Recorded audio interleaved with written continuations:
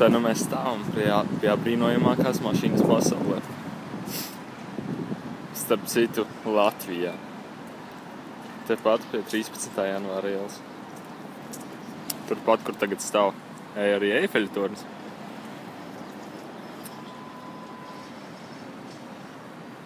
Redzam parastās konfigurācijas diski. Mašīna nolietot. Diski mazliet trūsē.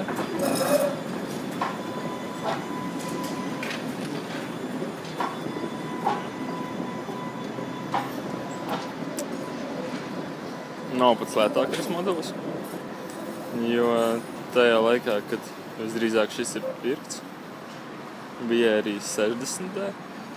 Tad cena varētu būt aptuveni 80,000 eiro.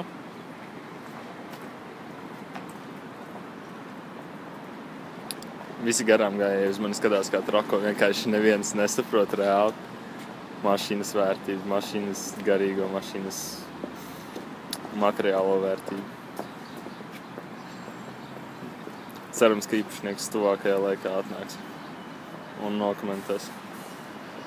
Izteiks savu viedokli par to, kā ir Latvijā ar šādu elektromobīlu pārvietoties, vai bieži viņam tiek pievērsta tāda uzmanība kā no manas puses. Wow. Vienkārši wow.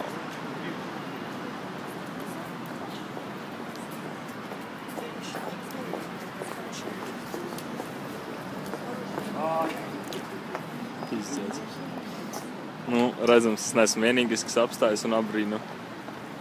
Visiem patīk tas lielais ekrāns.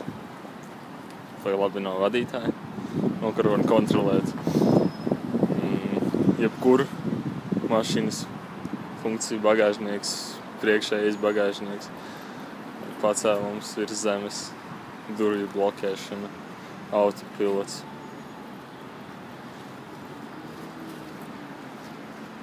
Un viss pārējais priekšpasažieriem. Wow. Nu, labi, iekšā nefilmēsim. Kas vēl īpaši? Nav augšējā loga. Griesti ir parasti.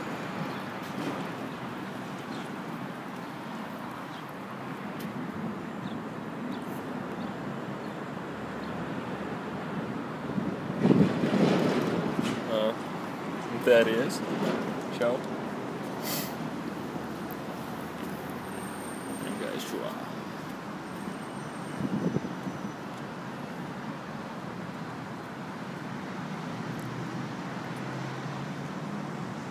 Pieņemu, kā īpašnieks ir šajā restorānā. Diezgan šiks. Cerams ļoti, ka viņš iznāks ārā. Bet, jā, es arī negaidīšu.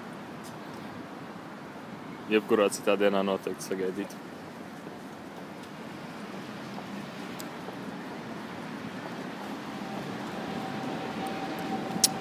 Skatāmies garām gājēju reakcijas. Visiem vienalga. Jā, neviens īpaši nezina, kā viņi tikko ir pagājuši garām. Vienkārši lieliski. It kā teorētiski viņas vērtība ir aptuveni 100,000 eiro.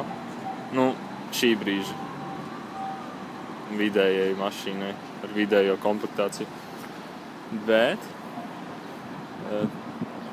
ņemot vērā, ka viņas sāka ražot jau 13. gadā, tad tā kā second hand var iegādāties jau par aptuveni $45,000 Amerikā, un importa kaut kādas importa nodokļi varētu piemest 10,000, tad aptuveni 65,000 eiro.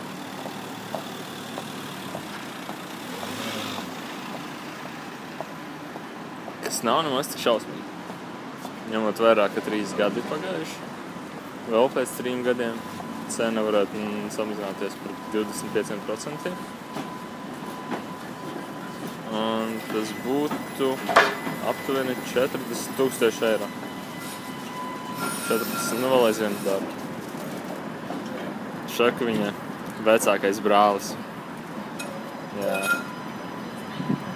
Arī elektrisks. Bet nu labi. Ak, Dievs, jūtos tik ļoti pacelāts. Priecīgs par šo momentu. Tik negaidīt.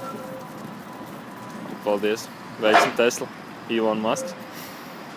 Lai Dievs stāv to klāt.